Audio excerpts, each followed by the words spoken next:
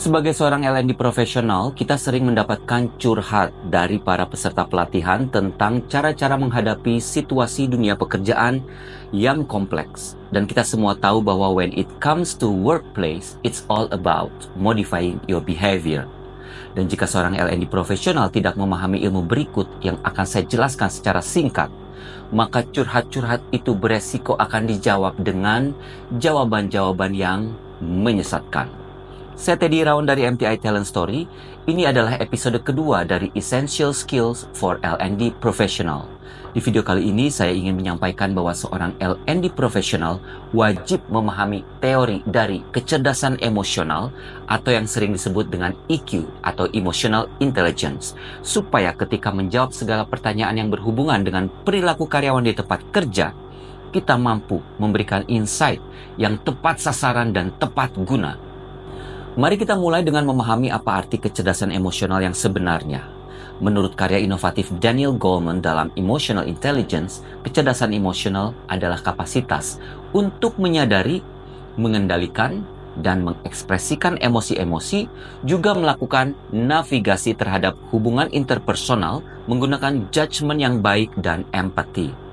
Individu dengan kecerdasan emosional yang tinggi dipastikan memiliki kompetensi-kompetensi kunci seperti motivation, self-awareness, self-regulation, empathy, dan social skill. Itu kata Daniel Goleman. Self-awareness berhubungan dengan mengenali emosi kita dan memahami dampaknya. Self-regulation berhubungan dengan mengelola emosi kita secara efektif. Motivation berhubungan dengan menyalurkan emosi menuju tujuan kita. Empathy berhubungan dengan merasakan emosi orang lain dan menunjukkan sebentuk compassion. Dan social skills berkaitan erat dengan menavigasi hubungan secara mahir. Dalam ranah kecerdasan emosional ada beberapa teori yang perlu kita pelajari. Ada 3 model terkemuka yang selama ini menjelaskan kecerdasan emosional dan paling banyak dijadikan rujukan di dunia profesionalisme. Yang pertama adalah Goleman's Emotional Intelligence Performance Model. Daniel Goleman menekankan aplikasi yang praktis.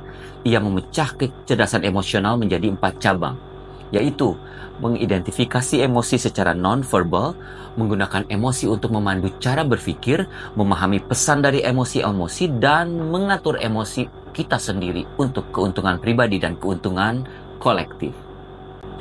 Yang kedua adalah Bar-On's Emotional Intelligence Competencies Model. Bar-On berfokus pada kompetensi seperti self-awareness, empathy, dan interpersonal skill. Model Bar-On ini menekankan bagaimana kompetensi ini berdampak pada kesuksesan di berbagai ranah kehidupan. Yang ketiga adalah Myers-Salovey-Caruso Emotional Intelligence Ability Model. Model ini memandang kecerdasan emosional sebagai seperangkat kemampuan, termasuk mengenali emosi, memfasilitasi pikiran dengan emosi, memahami emosi, dan mengelola emosi secara strategik. Rekomendasi dari MTI Talent Story adalah untuk para L&D profesional mulai mendalami ketiga model tersebut. Sumbernya banyak bertebaran di buku-buku dan di internet. Lalu, mengapa repot-repot mempelajari EQ ya? Coba bayangkan sebuah dunia di mana kita tidak bisa memahami perasaan kita atau merasakan emosi orang lain. Ini akan menjadi semacam nightmare bagi kita semua. Jelas-jelas kecerdasan emosional mempengaruhi hubungan, pengambilan keputusan, dan well-being kita secara keseluruhan. Sebagai L&D profesional, menguasai kecerdasan emosional sangat penting untuk kepemimpinan yang efektif dan dinamika tim. Lalu bagaimana kita menerapkan kecerdasan emosional dalam kehidupan kita sehari-hari? Mari kita bahas.